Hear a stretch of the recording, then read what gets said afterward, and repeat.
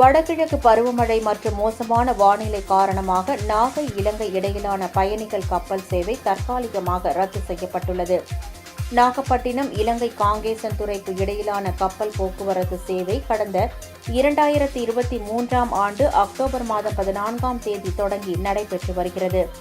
இதில் நாள்தோறும் இலங்கை மற்றும் இந்தியாவைச் சேர்ந்த சுற்றுலா பயணிகள், வியாபாரிகள், வெளிநாட்டவர் என ஏராளமானோர் பயணம் செய்து வருகின்றனர்.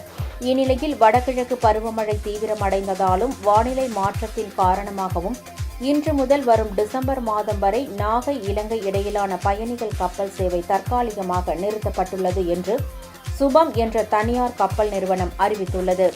இதனால் இரு மார்க்கத்திலும் முன்பதிவு செய்த பயணிகள் ஏமாற்றம் அடைந்துள்ளனர்.